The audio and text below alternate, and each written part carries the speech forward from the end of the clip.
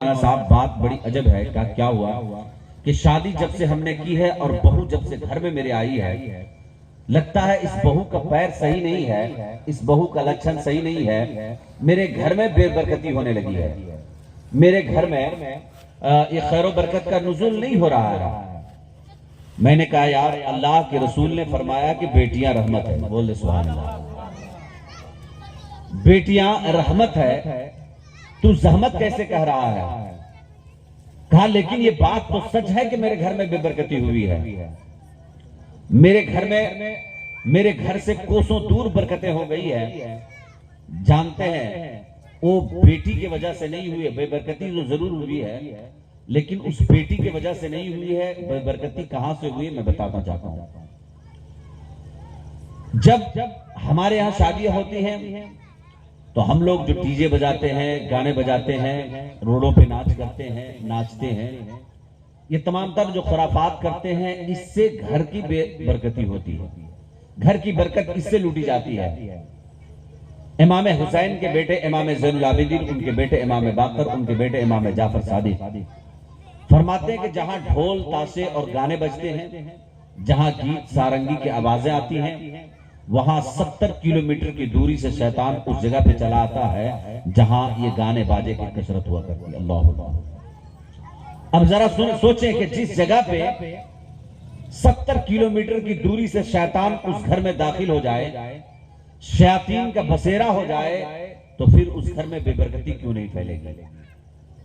तो हजरात, अगर अपने घर में बरकत लाना है तो हमें और आपको चाहिए कि घर में खुराफात से दूर रखना है, घर को गाने बाजे से दूर रखना है। आज जब इंसान थक हार करके घर आता है और बिस्तर पे लेटता है तो रात भर तो वो मोबाइल, वो सोचता है कि एमबी बच गए, करेंगे क्या, तो आधी रात तक वो फिल्में देखता है। एमबी बच गए तो करेंगे क्या, यानी उसको खत्म करने के लिए वो इंसान रात भर बुराइयों में मुब्तला होता है। और दिन तो ऐसे ही उसके थके हार के कट गया, रात में भी वो आधी रात तक फिल्में देखा। लोगों बताओ, अब वो दिन भर जो काम किया है, रात भर फिल्में देखा है, कैसे उसके घर में बरकतें आ सकती है?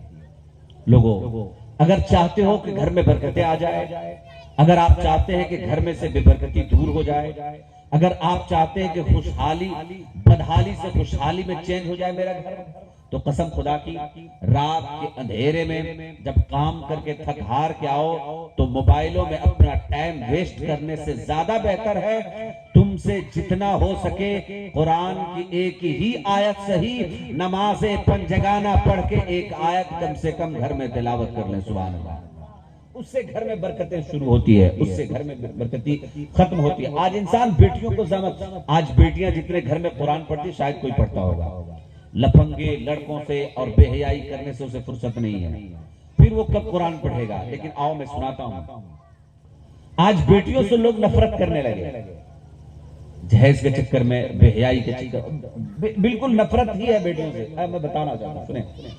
एक ताजिर है जो तजारत करता है, और आज तरह तरह के आलात निकले हुए हैं कि बेटियां अगर पेट में हो तो पहले देख लेते हैं और फिर उसे दवाओं के जरिए उसे खारिज करवा देते हैं, उसको नस्ल कुशी करवा देते हैं। लेकिन सुनो, अगर अल्लाह पढ़ाना चाहे तो मशीनें भी फेल हो जाती है। सुभान अल्लाह बोल रहे आप। अल्लाह जिस नस्ल को बढ़ा, मशीनें निकल रही है, जदीद टेक्नोलॉजी हो रहे हैं, लेकिन मेरे नबी का फरमान है कि जब क़यामत करीब आएंगे तो 20 साल पहले लड़का पैदा होना बंद हो जाएगा। जब इस सदी के इस शुरुआत में जब टेक्नोलॉजी का ये आलम है तो उस वक्त टेक्नोलॉजी कितना उरूज पे होगा, लेकिन फिर भी उसका टेक्नोलॉजी काम नहीं करेगा। 20 साल पहले लड़के पैदा होना बंद हो जाएगा, सिर्फ लड़कियां ही होंगी। जिनाओं की इतने कसरत होगी कि एक मर्द पे 50 औरतें होंगी। जरा सुने, एक ताजिर है, उसके घर में 3 बेटी पैदा हुई। चौथे बार जब वो प्रेग्नेंट हुई तो उसका शौहर कहता है कि अब की अगर बच्ची हुई तो तुम्हें भी घर से निकालूंगा, तेरी बेटियों को भी घर से निकाल दूंगा। जरा दिल पे हाथ रख करके बोले, कि अगर बच्ची पैदा हुई है तो उस माँ बाप का क्या, उस माँ का क्या कसूर है?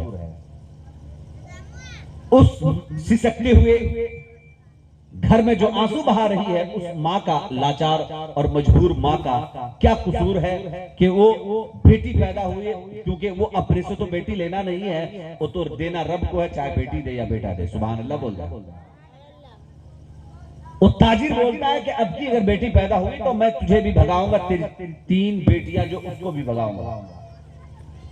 चौथे बार जब वो प्रेग्नेंट हुई तो जब दर्द से शुरू हुआ, यानी जो विलादत का दर्द होता है जब शुरू हुआ तो वो एक पहाड़ के खोह में जाती है बहाना करके कि काश अगर मुझे बेटी हो गई तो मैं बेटियों को उसी जानवरों के हवाले करके मैं अपने घर चले आऊंगी। अल्लाह अल्लाह।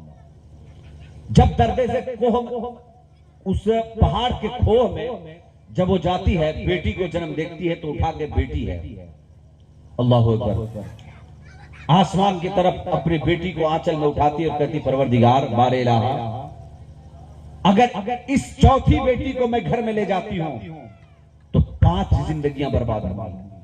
3 मेरी बेटियां और एक ये बेटी, 4 हो गई, एक मेरी 5 जिंदगी बर्बाद हो जाएगी।